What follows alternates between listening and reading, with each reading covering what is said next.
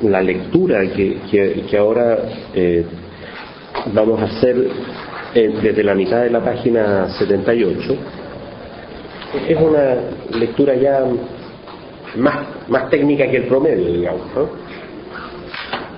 O sea, se trata de leer esos párrafos, ¿no es cierto?, en que Hegel llega a un grado de detalle que hace que fácilmente uno se pierda sobre cuál es el asunto, ¿sí?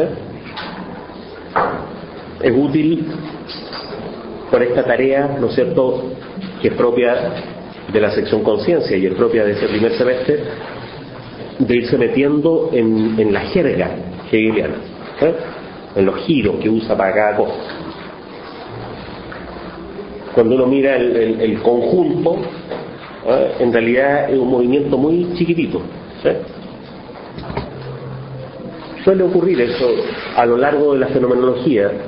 Hegel inesperadamente gasta páginas y párrafos y párrafos, páginas y páginas en movimientos que después, cuando uno mira el conjunto, eran chicos. Entonces, si uno usa el criterio cuantitativo, así como si eran 20 páginas, había muchas cosas distintas, no siempre le junta, ¿eh? Yo creo que es una tarea por descifrar, ¿no es cierto?, esto de por qué le dedicó tanto detalle a un asunto particular, ¿sí?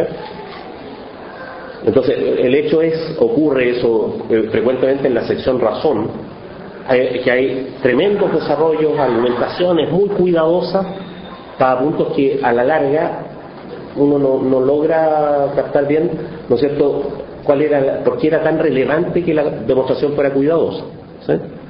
Cuestiones de contexto, la situación, los tipos que se supone que van a leer la fenomenología, a lo mejor Hegel está pensando en eso, ¿no?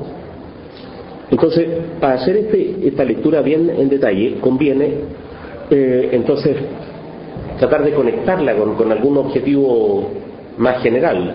¿Qué es lo que está en juego en este razonamiento tan minucioso?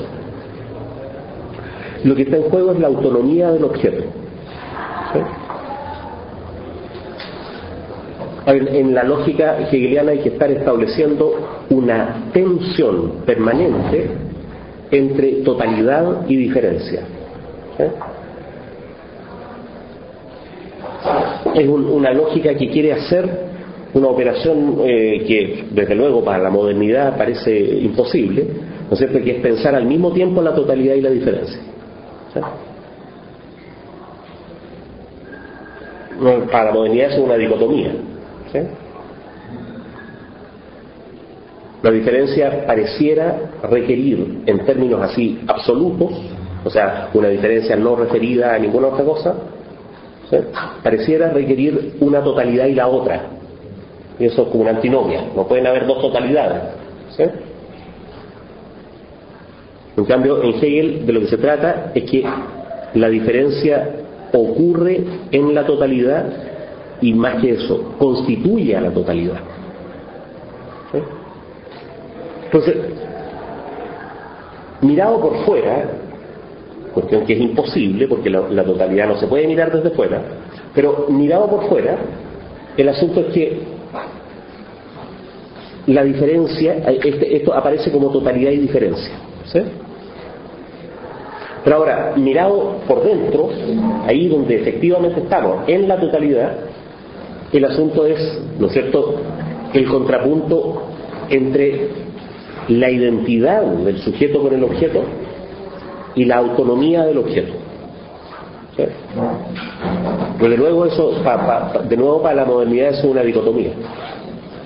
O hay objeto como tal, o hay identidad, ¿sí? Es decir, solamente sujetos. En cambio aquí hay que estar haciendo el contrapunto, poner el énfasis mostrar la relevancia de la autonomía, de lo que es propio del objeto como objeto, y al mismo tiempo inscribir esa autonomía en la identidad con sujeto-objeto. El asunto es que la autonomía del objeto, su negatividad, es algo que es real solo en la razón práctica, por decirlo de alguna manera, o solo en la razón activa. Porque el secreto de la autonomía del objeto es que el objeto es sujeto. Eso es lo que en buenas cuentas lo hace autónomo. O sea, el objeto aparece como autónomo cuando Hegel usa la palabra independiente en la sección autoconciencia. ¿Sí? Una autoconciencia independiente frente a otra autoconciencia independiente. ¿Sí? En cambio, lo que pasa en la sección conciencia es que el objeto es objeto nomás, no está todavía en calidad de sujeto. ¿Sí? Y entonces el secreto de su autonomía está como velado, por decirlo así. ¿Sí? El secreto de su autonomía no consiste sino en que el sujeto tiene la experiencia, ¿no es cierto?, ante sí de una cierta resistencia. ¿Sí? Algo resiste. Ahora, esa resistencia, ¿no es cierto?, a la larga va a ser una división dentro del sujeto. No es la resistencia de lo... ¿Sí? O sea, la relación a la larga no es que el objeto aparece, es experimentado como resistiendo. No, a la larga el problema es que el sujeto en él mismo es enemigo de sí. ¿Sí? Y entonces la forma de la objetividad no solo proviene del sujeto, en el sentido de que el sujeto pone de manera quieta, de manera pasiva al objeto. ¿Sí? No, el sujeto pone también en el objeto la actividad de ser objeto. ¿Sí? El sujeto pone como objeto una cierta actividad de presentarse como resistente. ¿Sí? Y entonces, en buena cuenta, el secreto de esta resistencia es que la unidad del sujeto es una unidad dividida. ¿Sí? Ahí en la lucha de las autoconciencias contrapuestas, o antes en lo que se ha llamado infinitud viviente, está el secreto, digamos, de que aquí haya una cierta resistencia. ¿Sí? Para decirlo en términos de la tradición filosófica, Kant puso al objeto como algo producido, pero de manera quieta. El entendimiento pone al objeto como determinación, unidad, causalidad, limitación, acción recíproca. Lo pone así, ¿no? Pero el entendimiento lo pone al objeto como apetencia. ¿Sabes? El entendimiento no pone al objeto como apetencia. Cuando surge este elemento, ¿no es cierto?, aquello que es la oposición es una apetencia. Cuando surge ese elemento, entonces se puede entender para acá en qué consistía en último término la resistencia del objeto. ¿Sí? O sea, insisto, no solo se trata de que la objetividad proviene del sujeto, se trata también de que la actividad de ser objeto proviene del sujeto. ¿Sabes? No solo el objeto como objeto proviene del sujeto, sino que el objeto como lugar de la negatividad proviene del sujeto. Porque esa negatividad, la que hay en el objeto, es la misma que hay al otro lado en el sujeto. Es la negatividad la que está dividida contra sí misma. ¿Sí? Y entonces el intermedio, ¿no es cierto?, desde la simple noción que el objeto resiste en el sentido trivial de la palabra, ¿no es cierto? No puedo alcanzar la muralla, tengo que hacer un cierto esfuerzo para poner una manzana. ¿Sí? La transición entre ese simple quieto, resistir, y la apetencia como actividad, resistir, ¿no es cierto?, es la noción de fuerza. ¿Sí?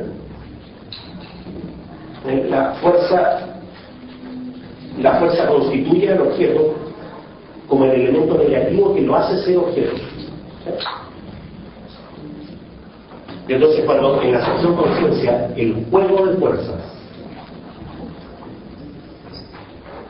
muestra al objeto como una entidad dinámica, va a haber una conexión inmediata entre ese juego de fuerzas y la infinitud. Una conexión inmediata con la infinitud viviente. ¿Sí? Y esa infinitud viviente desdoblada, ¿no es cierto?, como un juego, por decirlo de alguna manera, de apetencias.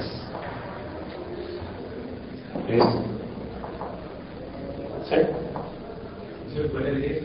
La idea es que entre la simple resistencia del objeto como objeto quieto y la resistencia de un sujeto como apetencia, ¿sí?, hay un concepto intermedio que es el concepto de fuerza. ¿Sí? Entonces, si uno hace el recorrido, puede entender para atrás que el secreto de la fuerza es que la fuerza es apetencia, que el secreto de esa fuerza, que el secreto de la resistencia es que había fuerza. ¿Sí? O sea, de aquí para atrás se entiende, como decía, cuál es el secreto de lo que el objeto resista. ¿Sí? Y el secreto de lo que el objeto resista es que en lo que llamamos objeto no hay sino el sujeto dividido. ¿Sí? Entonces, ¿cómo se va a ir manifestando esa conexión, digamos? Cuando de la fuerza se pasa al juego de fuerzas, que es lo que se llama infinitud, va a haber una conexión inmediata entre la infinitud y la infinitud viviente. Y la infinitud viviente desdoblada resulta ser un juego de apetencias, que es esta lucha de la autoconciencia contrapuesta. ¿Sí?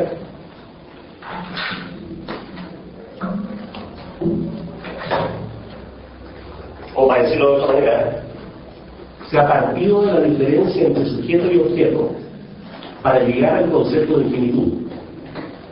En la sección de autoconciencia se va a partir de la idea de una infinitud viviente para llegar al desdoblamiento de una conciencia frente a otra. Sujeto, objeto, conciencia, conciencia, no autoconciencia. Conciencia, enfrentadas. En cambio aquí, esto no está enfrentado, que no hay una fuerza por los lados, ¿sí? No hay una lucha con el objeto, hay simplemente un deseo de devorar el objeto, ¿sí?, o de conocerlo. Aquí hay un momento bien inestable, bien corto, que es la autoconciencia. La autoconciencia se desdobla aquí, no nos vamos a ver, ¿sí? Entonces, el movimiento que la sección conciencia hace así, la sección autoconciencia lo hace así. ¿Sí? Y el nudo de ese movimiento es la infinitud. ¿Sí? La infinitud viviente, la infinitud y la infinitud viviente. O sea, la infinitud en su sentido teórico y la infinitud en su sentido práctico.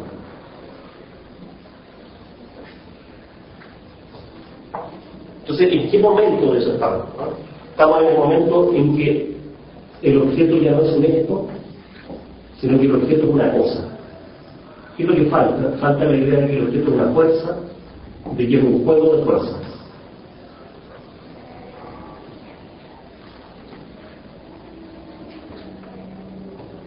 Y entonces, en la transición de la cosa a la fuerza, lo que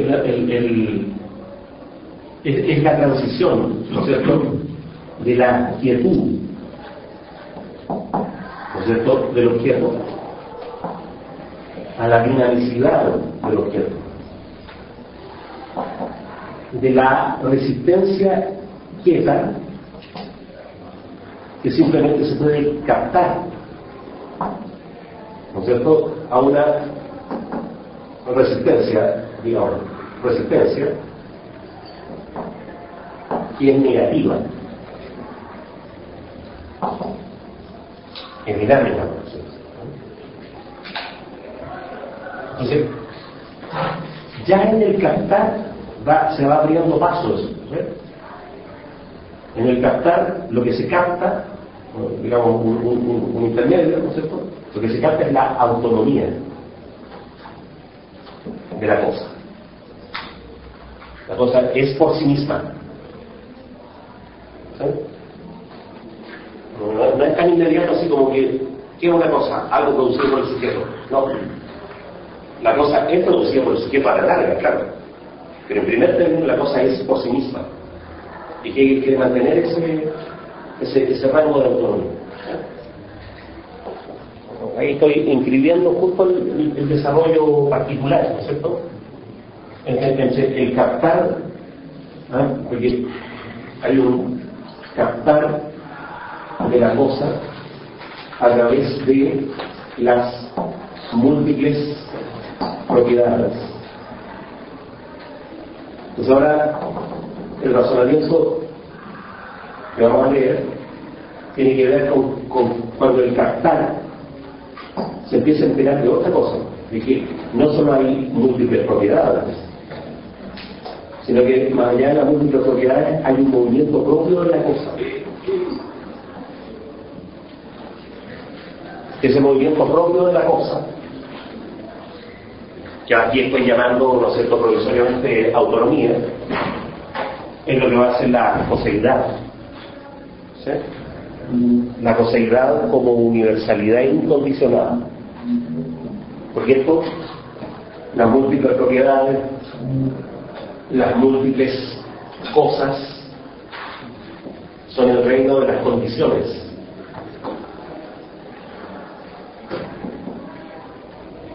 A través de las múltiples propiedades, a través de las múltiples cosas, se va a llegar al reino de lo incondicionado.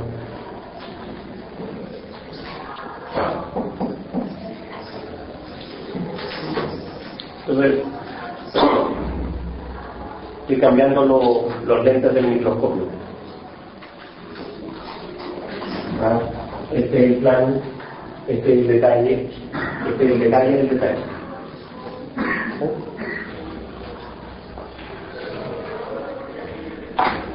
Y un detalle como los detalles, así cuando Hegel trabaja así como papilla, engorroso.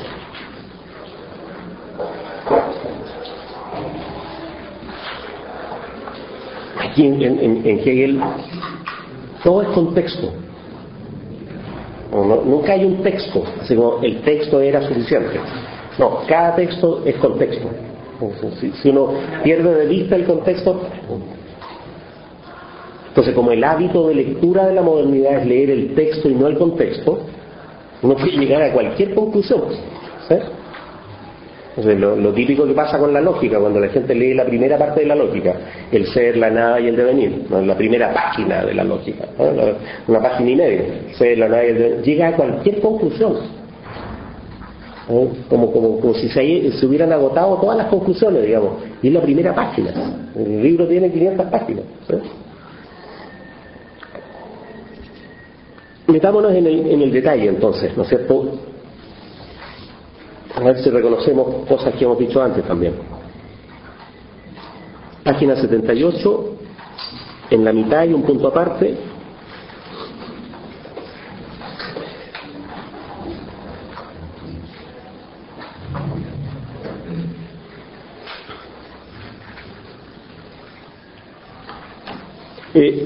Las 4 líneas anteriores al punto aparte.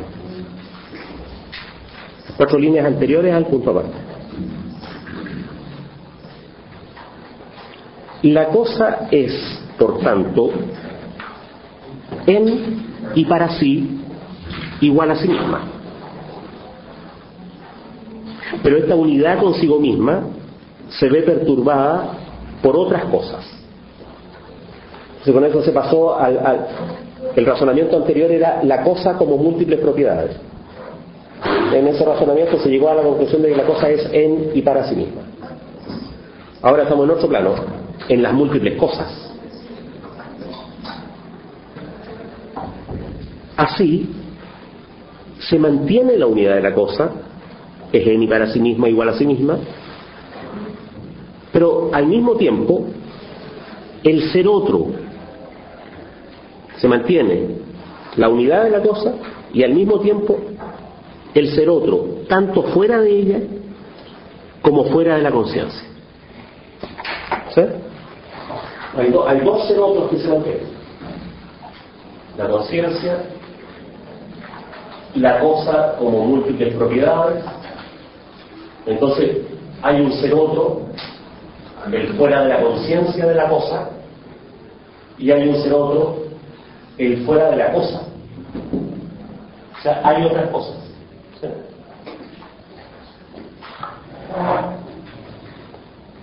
Ahora bien, aunque la contradicción de la esencia objetiva se distribuya, la contradicción de la esencia objetiva, esto de la conciencia y la cosa, ¿sí?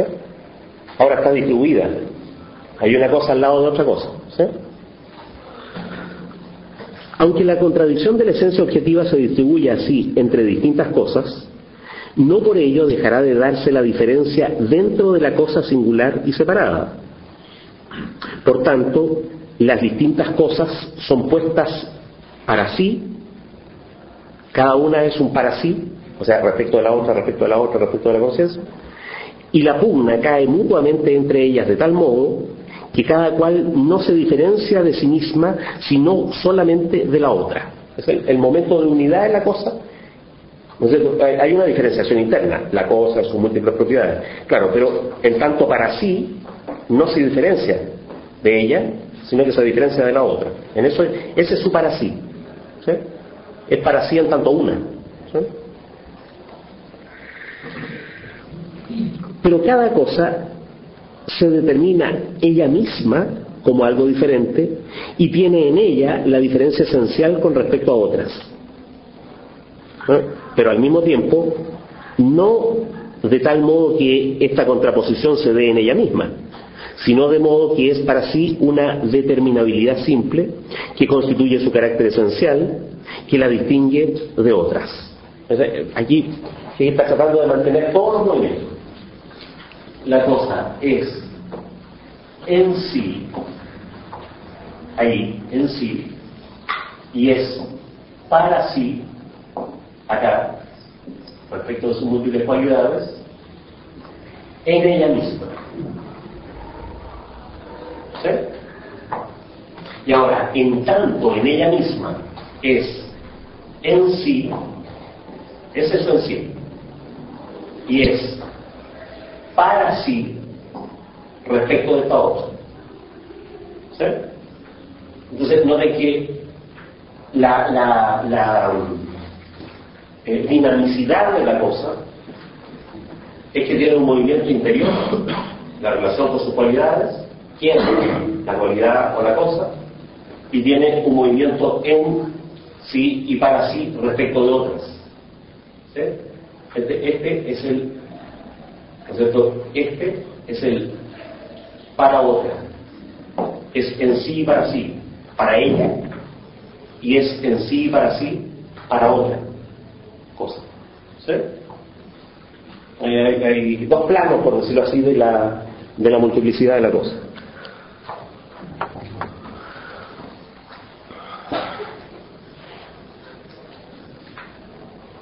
Y es, entonces, si uno se remite a todo el resto del mapa que es allá, aquí hay una cierta negatividad. La negatividad en la cual el juego de las múltiples cualidades constituye la cosa por sí misma. Aquí hay otra negatividad. La negatividad en la cual el juego de las múltiples cosas va a constituir al mundo y a la coseidad por sí misma. Y después va a haber otra negatividad, la negatividad en la cual, ¿no es cierto?, el juego de esta coseidad es en sí y para sí respecto de la conciencia. ¿Sí? Ahí va a quedar armada la unidad, ¿no es cierto?, entre el sujeto y el objeto, pero con toda la diferenciación del objeto. ¿Sí?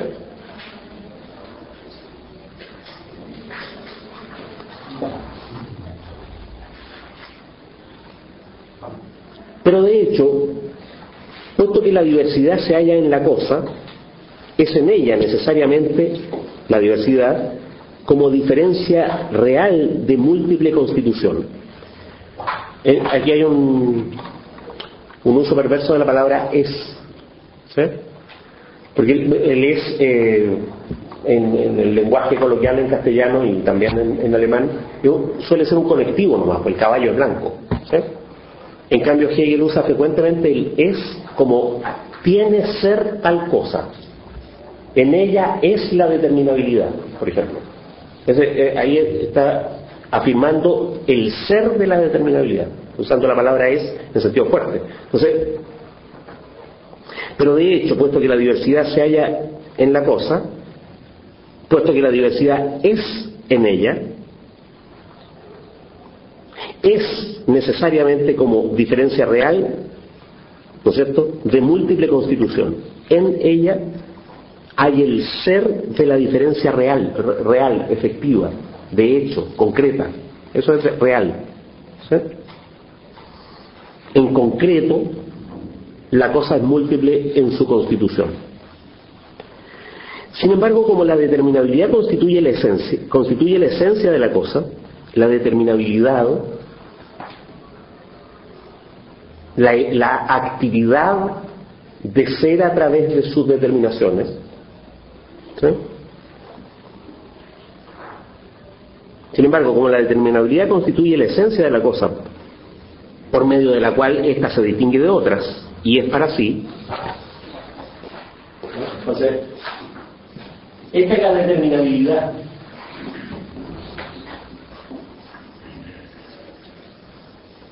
No de que este dado es la esencia. Es decir, constituirse una y múltiple en sus múltiples cualidades es la actividad de ser cosa, la cosa, ella misma. ¿Sí? Ya, hay la determinabilidad, es en ella misma. Y eso es lo que la constituye como cosa, la actividad de ser cosa, la constituye como cosa frente a otras cosas. En el fondo se está verbalizando la cosa, el carácter de cosa que tienen las cosas. Para nosotros cosa es una entidad quieta, aquí cosa es una actividad de ser cosa, ¿sí? Y Hegel usa la palabra esencia para eso, a la fluidez que constituye algo, ¿sí?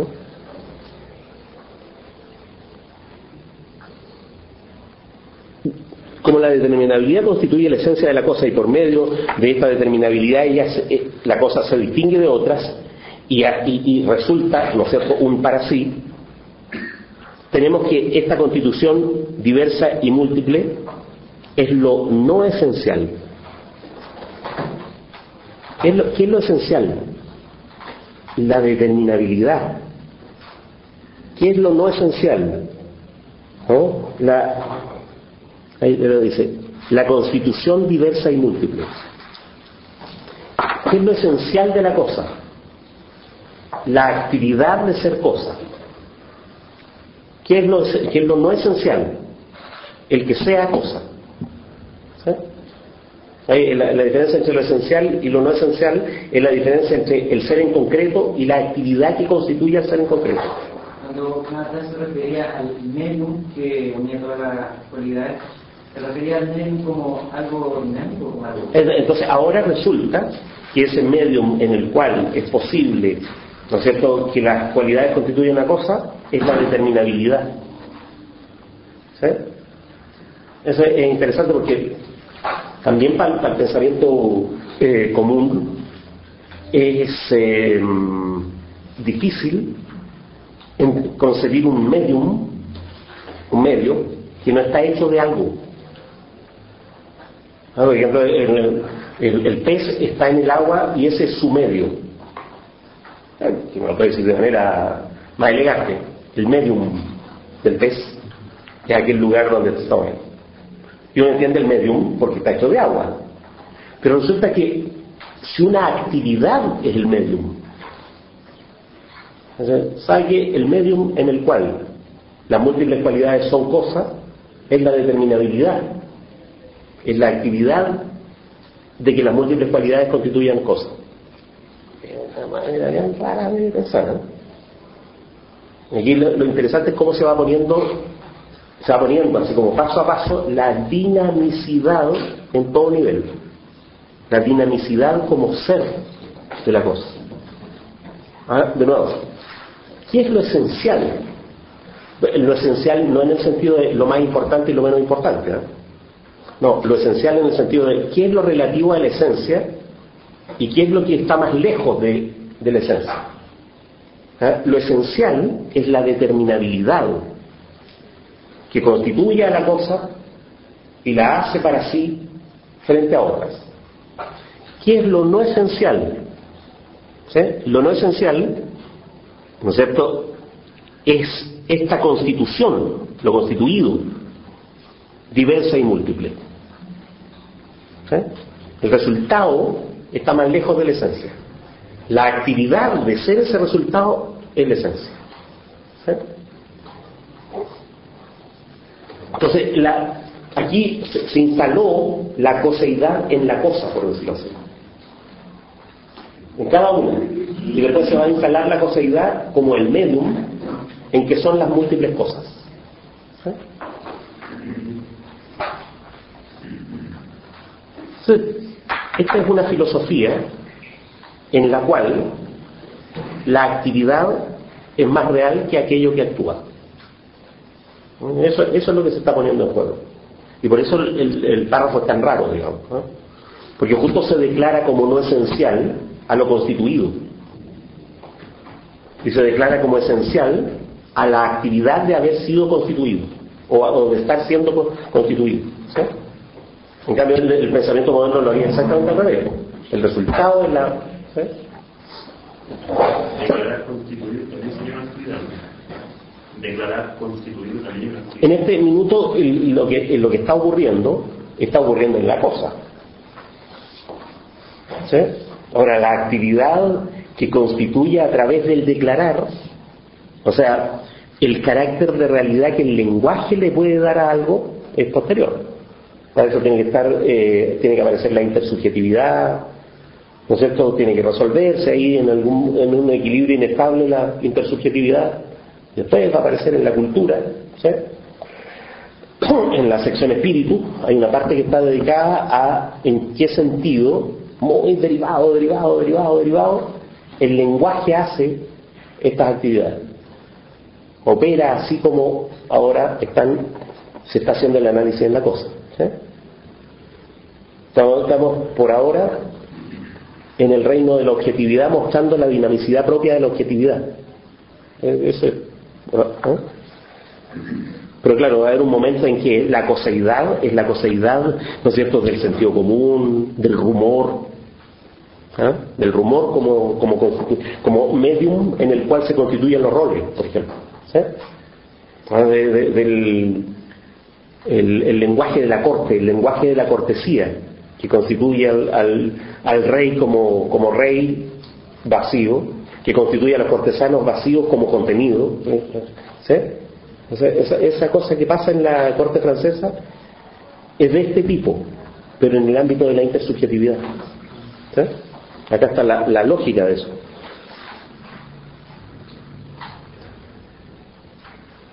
No crean cada vez que Hegel dice por lo tanto, ¿eh? A veces los por lo tanto son rigurosos, o son rigurosos en última instancia, porque por lo tanto significa de esto se sigue lo otro. ¿Sí? No, pero frecuentemente Hegel usa el por lo tanto para agregar algo, no para concluir algo. O sea, hay que tomarlos con andina, digamos, ¿no? ¿Por qué? Porque dice, por lo tanto, la cosa tiene, evidentemente, en su unidad un doble en tanto que, en tanto ella misma, el movimiento que la constituye, en tanto para otra, el movimiento que la constituye respecto a la otra. pero un doble en tanto que con valores desiguales, lo que hace que este ser contrapuesto no llegue a ser la contraposición real de la cosa misma. ¿Sí? O sea, porque aquí es otro nivel. El nivel de la cosa misma es el de toda aquella cosa que sea cosa. ¿Sí? No, vamos en la cosa de uno por uno, digamos. No llega a ser la contraposición real de la cosa misma, sino que en cuanto la cosa se pone en contraposición a través de su diferencia absoluta, solo se contrapone a otra cosa fuera de ella. O sea, todavía existe eso, el fuera de ella. Y entonces por eso es el adversativo, solo eso, por ahora. ¿Sí? Porque dibujamos esto, ¿no es cierto?, más en detalle. Aquí los pasos de la dinamicidad de lo que finalmente va a ser la cosa misma, ¿no es cierto? El medium es una cosa que hace como determinabilidad, ¿no es cierto?, que la cosa se constituya, pero se constituye solo frente a otras que también tienen esa determinabilidad. Aquí lo esencial es la determinabilidad, lo esencial es lo constituido, qué sé yo. Pero hay que dar otro paso, ¿sí? ¿Cómo hay una determinabilidad del constituirse una respecto de otra? ¿Sí? Esa en la cual reciben estas otras dos constituyéndose una respecto de la otra, esa es la cosa misma.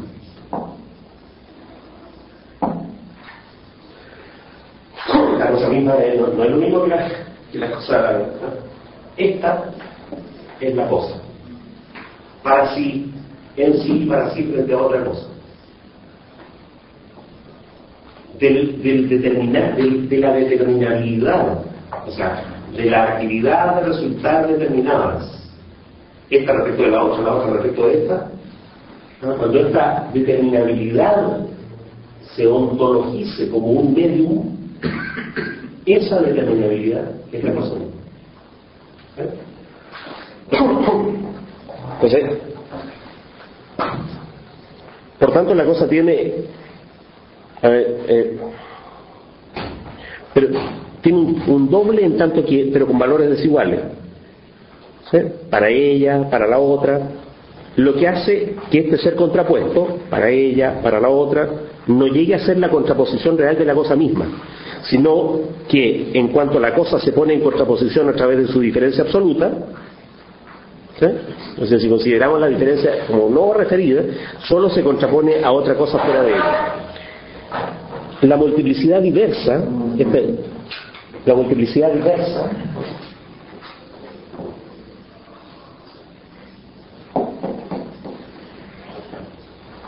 y hace una diferencia clara entre diferencia y diversidad, ¿sí? Esta es la diferencia, esta es la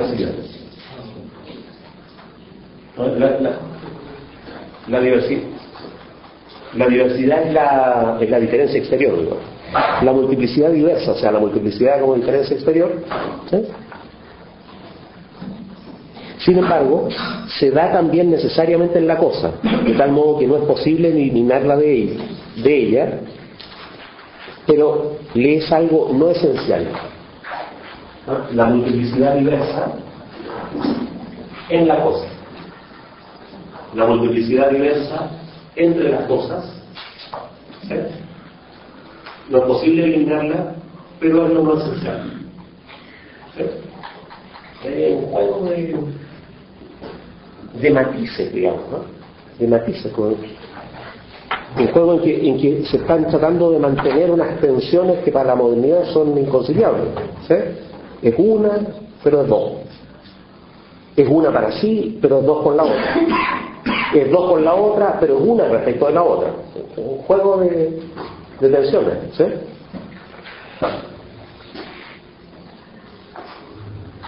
Esta determinabilidad que constituye el carácter esencial de la cosa, de ella, la que la distingue de todas las otras cosas, se determina ahora de modo que la cosa se halla así en contraposición a las otras, pero debe mantenerse en esa contraposición para sí. ¿Sí? La cosa se determina, o sea, resulta cosa en la contraposición con las otras, pero en esa contraposición se mantiene en ella. ¿Sí? Ahora bien, ¿es cosa o lo uno que es para sí? Lo uno que es para sí. La cosa es cosa solo en cuanto no se halla en esta relación con otras. Pues en esta relación se pone más bien la conexión con lo otro. Y la conexión con lo otro es el cesar de ser para sí. Uno entiende la conexión como un alambre, ¿eh? O sea, uno entiende la conexión como una cosa. Aquí el asunto es entender, ¿no?, la conexión como la actividad de estar conectado con otro. ¿Sí? Entonces, si uno entiende la conexión como la actividad de estar conectado con otro, la conexión es el no ser solo para sí, sino ser en el estar conectado con el otro. ¿Sí? Entonces, la conexión con lo otro es el cesar del ser para sí. Es precisamente por medio de su carácter absoluto, de su contraposición, como la cosa se comporta ante las otras. Ojo, ahí la introducción de la palabra comportarse es muy importante. La cosa se comporta, es decir, aparece activamente para las otras en su actividad de estar conectada. ¿Sí? De comportarse. Yo me comporto, ¿no es cierto?, como persona decente en una casa de sociedad. Entonces, ¿qué es ese comportarse? Es el aparecer para nosotros como siendo eso en la medida en que estoy ahí. ¿Sí? Entonces, ese es el comportarse de la cosa. Que uno lo piensa, ¿no es cierto?, en la mentalidad moderna. La expresión el comportarse de la cosa es muy rara, ¿no? La mesa se comporta como la impresión de que la mesa, no sé, sale caminando, ¿sí? Tiene un comportamiento hostil, no sé. Entonces, que se diga de la cosa que se comporta ante otra, quiere decir que estamos considerando a la cosa como actividad. ¿Sí? Es afortunado que el comportarse de la cosa, de la mesa en tanto mesa, sea mantener su estabilidad frente a mis codos. Porque noten que si el comportarse de la mesa en tanto mesa no mantuviera esa estabilidad, yo me caería. ¿Sí? Pero no, porque uno considera la estabilidad como cualidad quieta, no como la actividad de soportar permanente. ¿Sí? En ese sentido, entonces aquí la cosa, de la cosa se puede predicar un comportamiento. No es en el pensamiento cosista, en que las cosas son entidades quietas, no se puede hacer. ¿Sí? Su comportamiento es su ser cosa. ¿Sí? Esa especie de vocación que tienen las mesas de ser mesas. ¿Sí? Fuera de la humanidad, esa actividad se mantendría. Fuera de la humanidad, si no hubiera ser humano. Claro, ¿eso? Claro, por eso el mono que hicimos al principio. Lo que pasa es que cuando uno dice, ¿cómo es esto de que las cosas se comportan en tanto cosas? ¿De dónde viene esto de que el ser cosa es una actividad? ¿Sí? Y uno empieza a buscar actividad. Bueno, pero es que lo que hay aquí es un mundo de fuerza. ¿Y cómo es esto de que es pura fuerza, ¿no es cierto?, encontrada, juego de fuerza.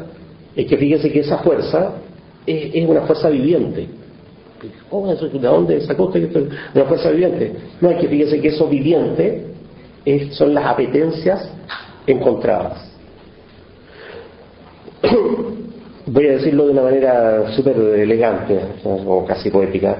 Experimentamos el mundo de las cosas como una especie de residuo del mundo absoluto de la intersubjetividad, que es el único mundo real. ¿Sí? Es una especie de derivado, digamos. El único mundo efectivamente real es el encuentro ¿no es cierto?, de las autoconciencias contrapuestas, de las conciencias, ¿no es cierto?, contrapuestas, independientes, etc. El juego de la historia humana es el juego real. El comportarse de la mesa frente a ese juego es una especie de residuo. ¿Sí? Pero, claro. Y al revés de lo cristiano. Buena duda, ¿no? O sea, si uno saca el sujeto, No queda nada. No queda nada. No hay residuo. O sea, si uno sacara... Ya a esta altura podemos poner sujeto total. Ya son las cosas así. Si uno sacara ¿sí? No quedaría nada de la... Si uno sacara la cosa misma,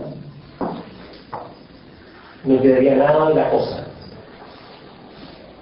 Y eso, la cosa misma, es un juego de intersubjetividades, no es un juego de cosas.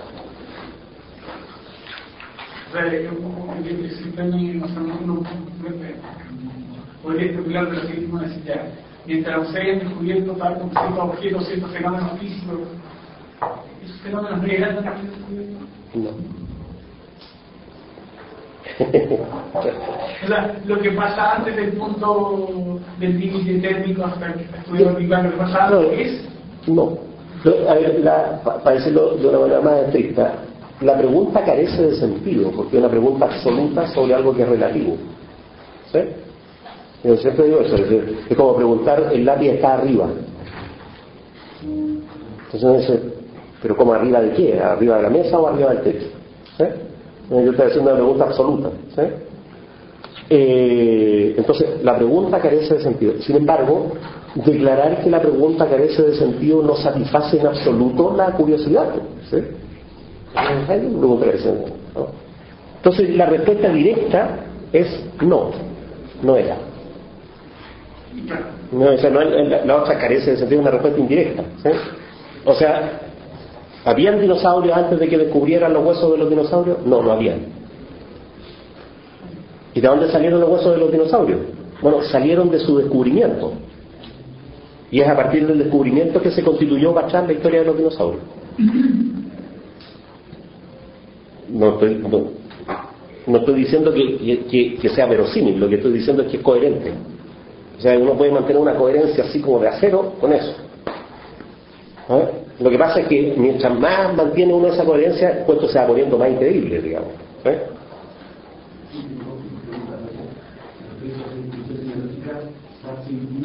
Son análogas el vocablo object y Gegenstand. No, el object y Gegenstand son palabras que dinamizan el Ding. ¿Sí?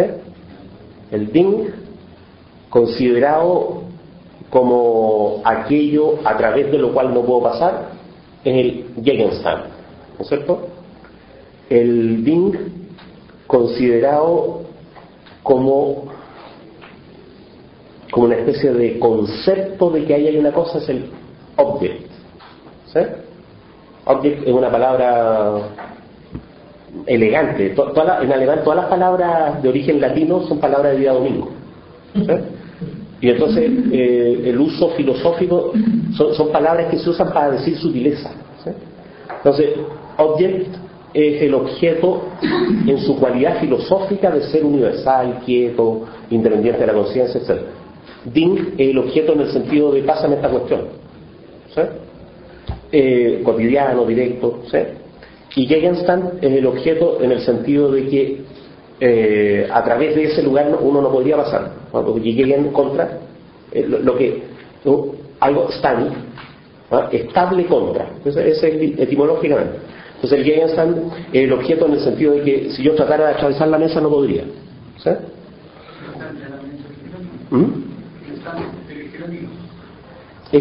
Feliz. Claro, ¿no? ¿Ah? Ahora, ¿qué hacen esos dos? Object es como el uso elegante del Bing. Gegenstand es como el uso verbalizado de Bing. ¿Sí? Ya. Sache es el asunto. ¿No? En alemán no se dice Sache para un borrador. ¿Sí? Sache, la explicación así como tradicional, ¿no es cierto?, es cómo andan las cosas o el estado de cosas. Es para decir cosas, pero es para referirse a su sustantivo abstracto. Es para referirse a una situación como cosa. ¿Cómo andan las cosas? ¿Cuál es la situación? ¿Sí? Entonces, saquemos de un cubo y se transforma a ver, ¿cuál es el asunto? Por ser es la representación, lo que aparece. ¿Sí? Lo que está es el brillo stellum justo por encima. ¿Sí? Entonces, Forstellum es considerado en relación a la Sache, ¿no es cierto? Es el aparecer, pero ese aparecer puede ser de cualquiera de estas cuatro entidades, del Ding, del Object, del Gegenstand, ¿no es cierto?, de la Sache. ¿Sí? Ahí estamos en otro plano. ¿Sí?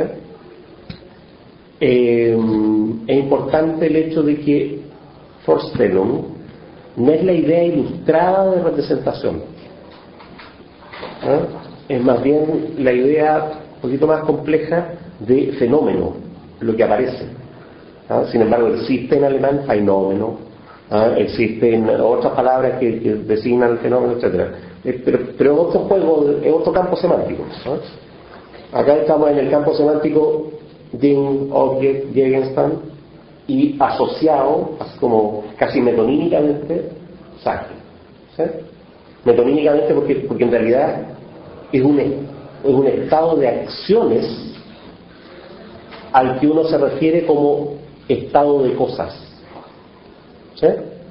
Cuando uno pregunta cómo están las cosas, mira, la mesa está bien, los ropeos están bien, las murallas. ¿Sí? No, es el estado de acciones entre esas cosas. ¿Sí? Eso es, pero eso en alemán, ¿no? Me gusta mucho esa idea de que la cosa se pueda predicar o que se comporta. Se comporta. Entonces, si uno piensa que la actividad de tal cosa con respecto a la objetivación humana, incluso sería algo creado como trabajo, como objeto humano, ¿sí? Un asno, un humano, etc. Luego de que el sujeto, en parte de responsabilidad, continúa en ella misma la actividad de preguntarse. Depende de qué sujeto, a qué nivel es el retiro del sujeto. No, a nivel igual. No, si me retiro yo, la mesa sigue siendo mesa, no hay ningún problema. Y sigue siendo actividad de ser mesa también. Sí, la actividad de ser mesa es puramente exterior respecto de mí, del yo. ¿Sí? El problema es cuando uno empieza a subir de nivel en el sujeto. ¿Será la mesa independiente de los chilenos? ¿Será la mesa independiente de la modernidad? ¿Será la mesa independiente de la historia humana? En distintos grados, la independencia de la cosa va adquiriendo caracteres distintos. ¿Sí? Y en general, mientras más aumenta uno el sujeto, la independencia de la cosa es más un producto que una cosa propia. Si el sujeto es más chiquitito, la autonomía de la cosa es propia de ella. ¿Sí? Entonces, por eso, la cosa de la que estamos hablando aquí, la Ding, ¿sí? no hay problema en concebirla como propiamente ella actividad. Y por eso que no es esta la determinabilidad de la cosa misma, en que ya estamos hablando de intersubjetividad y ahí es más difícil decir que la actividad es de ella en tanto cosa. ¿Sí? Esa es la diferencia. ¿Sí? Carlos, en cuanto sumamos los dinosaurios son el este tema, nosotros diríamos ahora cuando hablan de extraterrestres ya están, existen. Yo creo que en algún momento van a empezar a existir.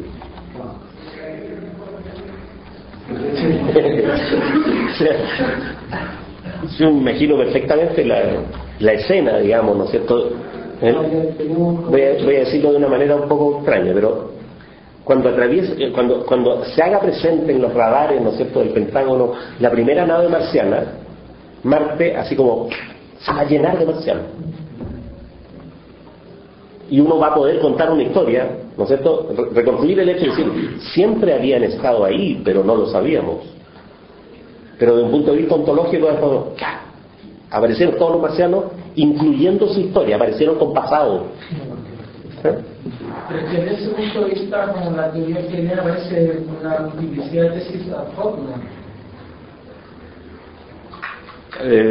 No sé a qué nivel de generalidad es esa asociación, porque a un nivel de generalidad muy alto uno podría decir, todas las filosofías son deseadas. Por eso te digo, ¿a qué nivel de generalidad? ¿Sí? Lo que pasa es que estamos poniendo ejemplos de una abstracción gigantesca. Estamos poniéndonos en un punto de vista que no existe, en un punto de vista en el cual yo estoy mirando Marte, estoy mirando la primera nave marciana, y cuando veo la primera nave marciana veo que Marte se llena de gente, ¿sí? Ese punto de vista no existe. El punto de vista que existe realmente es aquel en el cual llega una nave marciana y yo no tengo más alternativa que construir como relato que siempre había habido marcianos, ¿sí? Entonces el problema es que ese punto de vista que no existe, ¿sí?, es imaginable ontológicamente, ¿sí? Entonces no es que yo esté haciendo la tesis ad hoc de que los marcianos aparecieron de repente. Lo que estoy haciendo es predicar una ontología en la cual, si existiera ese punto de vista que no existe, uno vería una cosa muy rara para el sentido común, ¿sí? Sí, pero por el lado que iba era no tanto por el ejemplo, sino que como que no se le puede ganar en ese sentido.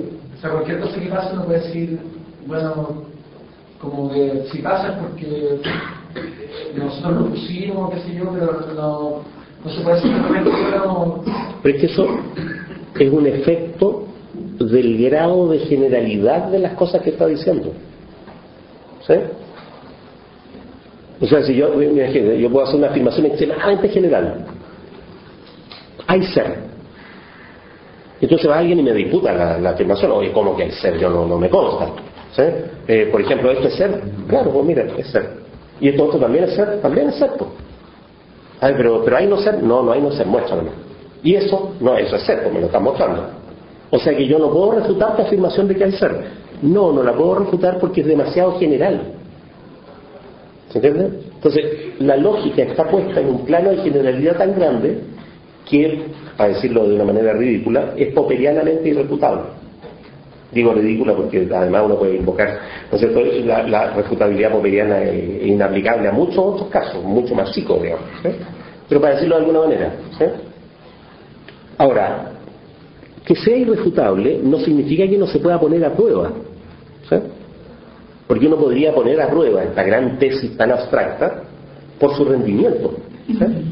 Es decir, la pongo a prueba apenas bajo de la abstracción. Yo digo, ya que usted está suponiendo cosas tan extravagantes como que los dinosaurios aparecieron de repente, ¿sí? Ya. Bajemos. ¿Logra eso dar cuenta de la Revolución Francesa? Entonces ahí yo la puedo poner a prueba. Es decir, ¿sabe qué? Mire, la reconstrucción hegeliana de la Revolución Francesa, en el propósito filosófico que Hegel está haciendo, es inverosímil.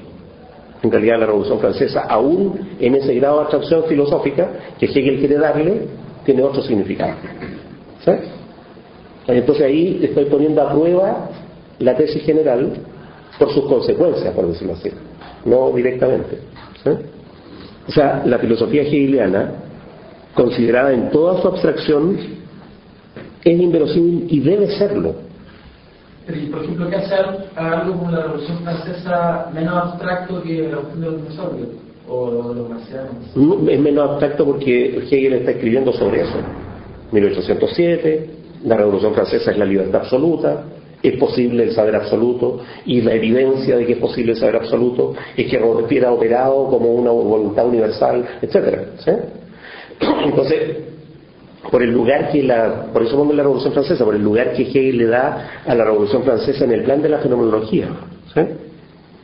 Entonces uno dice, primero uno puede objetar empíricamente, que usted está demasiado encima, usted todavía no sabía, ¿no es cierto?, que Napoleón iba a traicionar completamente sus ideales, que iba a ser derrotado y que el Código Civil se iba a convertir, ¿no es cierto?, en un instrumento totalitario. Usted no sabía eso todavía. Entonces, demasiado precipitado que estoy diciendo, qué sé yo, la Revolución Francesa o la codificación del derecho han hecho posible el saber absoluto. A lo mejor el saber absoluto se hizo posible con la Revolución Bolchevique, la Primera Guerra Mundial y la teoría general de la relatividad. ¿Sí? Ahí, por eso digo, uno puede empezar a objetar el rendimiento, por eso no sé. Pero este libro para decirlo de otra manera, a Hegel no le interesa sostener si los dinosaurios existieron o no existieron. Lo que le interesa sostener es una lógica general en la cual es clave qué es lo que ha pasado con la modernidad y cuáles son las posibilidades de la modernidad. Pero ahí es donde también aquí da el componente filológico Hegel. O sea, ahí es donde precisamente argumentan que Hegel no está postulando una tecnología necesaria, sino que está postulando como un ámbito de posibilidades. Y como ese ámbito de posibilidades es tan amplio, entonces también es como un poco lo que pasa en el marxismo, que siempre, o sea, muchos marxistas dicen, bueno, se abrió la posibilidad en tal momento de la historia, pero bueno, me embarraron por este otro motivo. Entonces, cuando aquí la tecnología también, en el fondo, se vuelve altamente irrefutable. Las posibilidades son por definición irrefutables, ¿no? ¿O no? O sea, yo no puedo refutar una posibilidad. O sea, justamente la gracia de que algo sea posible, ¿no es cierto?, es que hay una incertidumbre radical acerca de si va a ocurrir o no. ¿Sí? No, lo que digo no es tanto el mérito empírico, era la Revolución Francesa o era la Revolución Rusa, se equivocó en 100 años. No, lo que digo es más bien el mérito filosófico de la interpretación. ¿Sí? O sea, por ejemplo, uno podría decir, no es cierto que el Estado de Derecho predicado por Hegel garantiza la negociación de todos los conflictos. Y aún así, estar de acuerdo con la reconstrucción hegeliana que Hegel ha hecho de la modernidad. ¿Sí? ¿Por qué? Porque lo que estoy haciendo no es decir que Hegel está equivocado en la reconstrucción que ha hecho. ¿Sí? Lo que estoy haciendo es agregarle otro componente a esa reconstrucción. Es decir, es cierto que la modernidad conduce a la constitución del Estado de Derecho y que el Estado de Derecho pretendió en algún momento estar avalado, ¿no es cierto?, por valores trascendentes, el derecho natural, ¿sí?, que es la pretensión de todas las codificaciones. ¿Sí? Es cierto. Lo que pasa es que el significado que Hegel le atribuyó a eso no es el significado que Marx va a descubrir después. ¿Sí? En ese sentido, la filosofía hegeliana resulta útil, por decirlo así. Para empezar, resulta útil como modo de acercamiento a cualquier problema. Ya estas recomendaciones como casi metodológicas, ¿no es cierto?, fíjese en cada objeto al que usted se acerca, qué es lo que tiene de actividad, de constituirse propio, de constituirse ante el otro. Es un tipo de acercamiento distinto de clasifíquelo, ordénelo, analícelo, ¿no es cierto? Claro, pero yo, para resumir el punto, yo creo que la irrefutabilidad de la lógica hegeliana se debe a su abstracción nomás. Y que cualquier planteo es como, no sé, por tratar de refutar la lógica de Russell, una abstracción tan grande que como conjunto no es refutable. ¿Sí? Estamos en la dinamicidad de la cosa.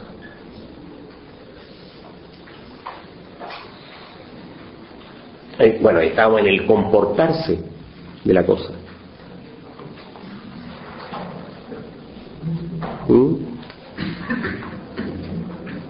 Es precisamente en la quinta línea de la página 79.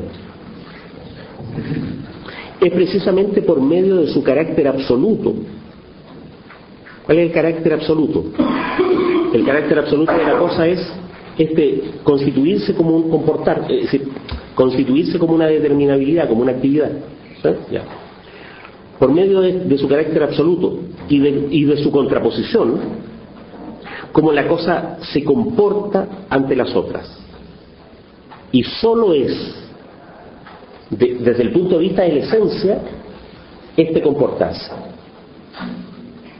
La cosa solo es, esencialmente, o sea, desde el punto de vista de la esencia, ese comportarse. ¿Sí? O sea, ¿cuál es el ser esencial de la cosa? El comportarse hacia ella como dinámica de las múltiples propiedades de la unidad, hacia la otra como dinámica de su ser en sí y de su ser para otra. Ese comportarse es la cosa. Pero el comportarse es la negación de su independencia. ¿Por qué? Porque lo que es esencialmente es su ser para ella y ser para la otra. Entonces nunca es por sí misma, ¿no? Solo por sí misma. Y la cosa se derrumba, más bien, por medio de esta su propiedad esencial. La cosa se derrumba. ¿Sí? Habría que verlo en alemán eso. ¿Qué palabra es se derrumba? Pero naufraga. ¿No? O ¿qué es lo que se derrumba de la cosa? Se derrumba su unidad aislada, por decirlo así. ¿Sí? El hecho de que su constitución sea en sentido exterior independiente a la constitución de todas las otras. ¿Sí? Su comportarse es esencialmente su ser cosa. Entonces, la esencia, por eso es lo que decía acá, ¿no? Su comportarse es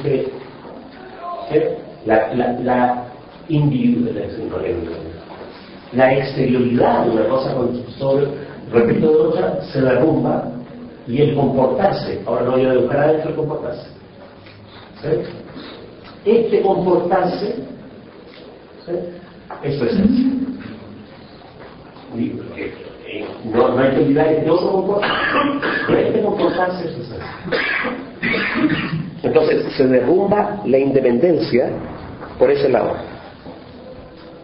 Ya habrá que rescatarla por otro lado, porque como esto es un juego de matices, ¿no es cierto? Entonces, por ahora se derrumba la independencia. Pero ahí quedó un núcleo, ¿no es cierto?, que va a permitir después rescatar la independencia. ¿Sí?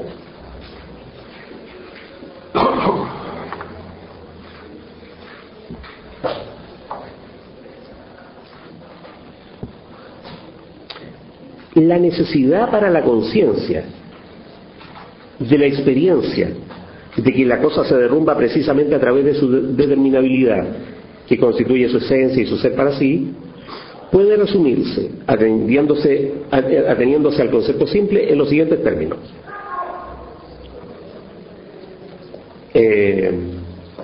Estas son las frases mortosas. No sé si se dan cuenta aquí, y esta frase está llena de frases subordinadas y dura 4 líneas. Son una frase de 4 líneas, dice un montón de cosas, ahí mete entre medio de cualificaciones. Pero la necesidad para la conciencia de todo este asunto puede resumirse en los siguientes términos.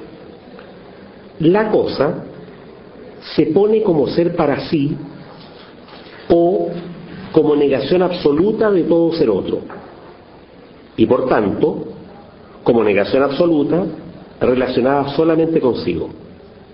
Ahora bien, la negación relacionada consigo es la superación de sí misma o el tener su esencia en un otro.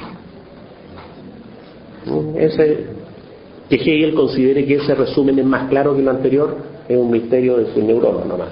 ¿Sí? Mi opinión es que quedó más oscuro, digamos. Esto se puede resumir así, y uno aclara el asunto, ¿no es cierto? Hegel dice, esto se puede resumir así, que queda más difícil, digamos. ¿No? Por lo menos, como guía de esa oscuridad, hagámosle caso a lo que él está diciendo. Esto es el resumen de lo que acabamos de explicar. ¿Sí? La cosa ella se pone para sí, ¿no es cierto? Es decir, se pone como negación absoluta, no referida, de todo ser otro. Y por tanto, como negación absoluta, se pone a sí misma de un modo en que está relacionada solamente consigo.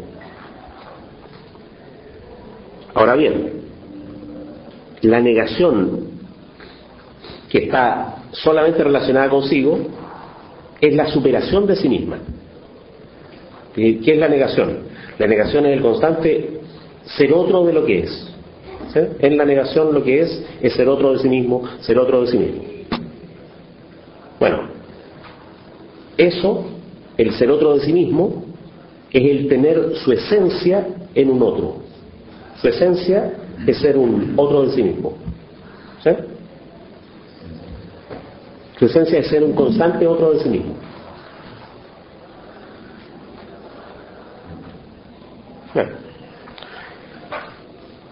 Bueno, a mí me parece más claro el párrafo anterior. En esta parte yo lo que nunca entendí es que cuando habla, por ejemplo, de negación absoluta, por lo tanto no refería, en el fondo sería algo así como solo negación, y si solo negación, ¿por qué una superación no es nada, no es como la muerte del concepto? Es que absoluto es no referido.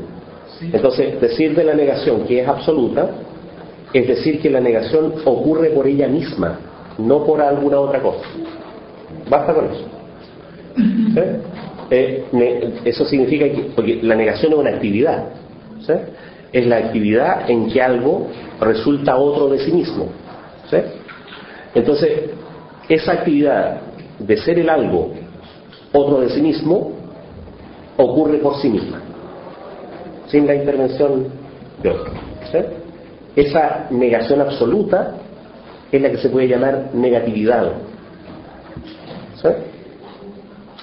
Porque acuérdense que como hemos cualificado el sion y el dar, ¿no es cierto? Así y así.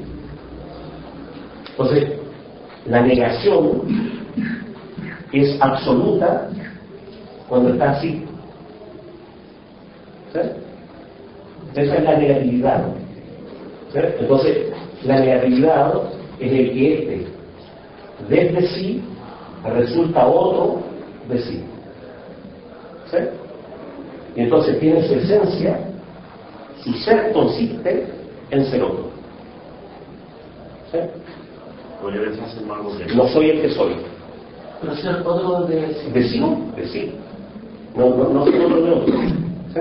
O sea, lo mismo que la cosa se define no por lo que es, sino por lo que dejó de ser o por lo que ya no es. Es claro, la cosa es un constante llegar a ser, dejar de ser, ¿sí? Bueno, eso se llama devenir, ¿no? Devenir. Ser otro, ser otro, ser otro, ser otro, ¿sí? Entonces, lo que Hegel está diciendo es su esencia de ser cosa es esta actividad de ser otro. Voy a decirlo en chileno. La esencia de ser cosa de una cosa es su procesualidad. En relación con lo que decíamos antes, eso de Spinoza, de que toda negación es determinación, o sea, ¿cómo se puede determinar si no tiene otra cosa que negar? En tanto absoluta, su esencia es ser otra que otra. ¿Por qué? Porque ahora, por decirlo de alguna manera, cambiamos de nivel con la palabra cosa. Antes estábamos hablando de la cosa individual. Vamos a resumir esto. La cosa, y cambiamos de nivel, solo es en la medida en que es otra. Pero cambiamos de nivel. Ahora la otra no es una otra en el sentido de exterior, sino que es ella misma otra.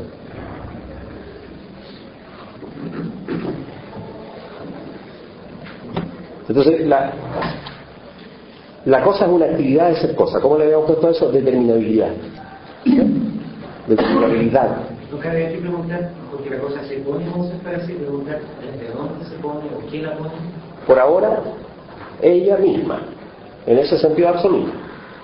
Después va a resultar que es el sujeto el que está poniendo esa actividad, ¿no es cierto? Pero la actividad de constituirse como cosa es la determinabilidad. Ahora Hegel está poniendo el énfasis, ¿no es cierto?, en otro aspecto de ese dinamismo, ¿sí? Que esa actividad de ponerse como cosa la hace otra de sí misma, permanentemente, ¿sí? Hay una ligación ahí entre determinabilidad y devenir, ¿sí? Y esa ligación entre determinabilidad y devenir es la negatividad o la negación absoluta, ¿sí? La determinabilidad a este nivel es la actividad de ser la cosa ella misma, La negatividad es la actividad de ser la cosa otra de sí misma. ¿Sí? Entonces hay dos momentos, por decirlo así. La actividad de ser ella misma. La actividad de ser otra de ella misma. ¿Sí? Y las actividades son su esencia. ¿Sí? ¿Qué diferencia hay entre eso y cambiar?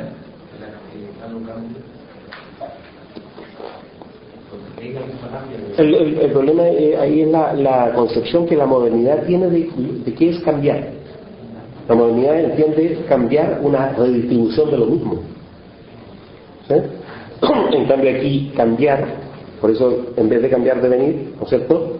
No es la redistribución de lo mismo, sino que es el ser otro respecto de ese mismo. O sea, es el que quedó, ya no es el mismo. ¿Sí? O es un sí mismo otro. Eso para el lenguaje de la modernidad una contradicción insalvable, ¿no es cierto? El sí mismo otro. ¿Sí? ¿Y por qué pusiste esa cara? Es que soy sí mismo otro. ¿Cómo sí mismo otro? Sí, soy yo, pero soy otro. ¿Sí? ¿Cómo eso? Es como me devino esta cara. Resulté otro de mí mismo. ¿Sí? O fue sin querer, digamos. ¿Sí? Entonces, a decir algo chileno.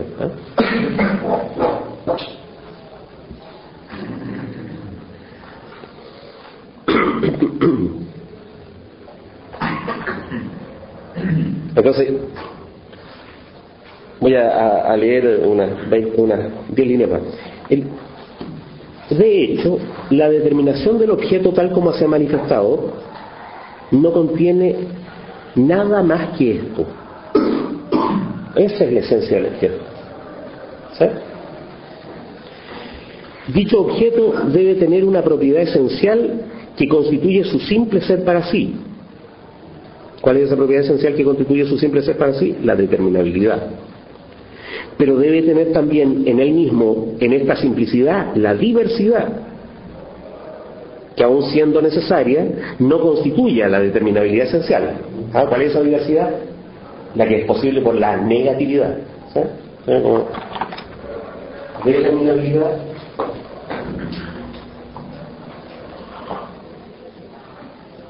¿ya? Pero ¿por qué la diversidad? ¿Cómo se establece el ser otro, ser otro, ser otro? La negatividad. ¿Sí?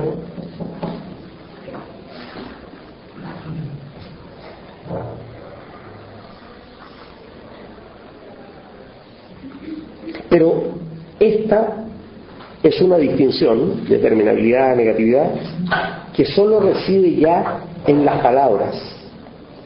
Lo no esencial, que debe ser al mismo tiempo necesario, se supera a sí mismo, o es aquello que acaba de ser llamado la negación de sí mismo.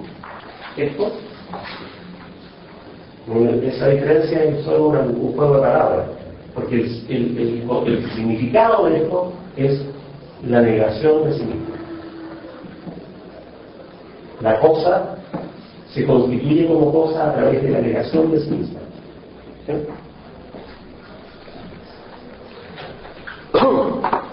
Me interesan las 4 líneas que son como conclusiones.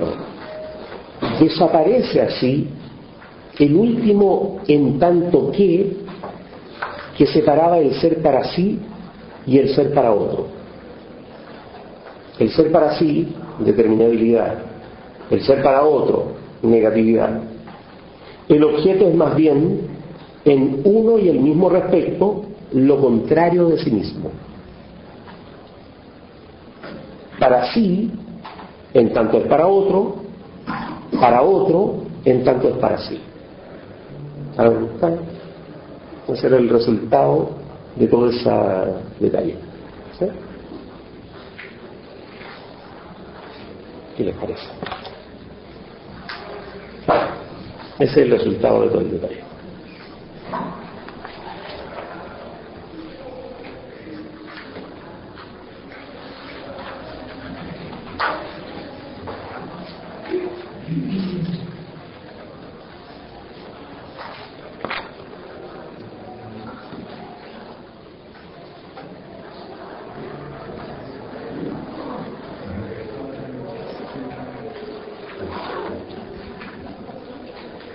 me interesa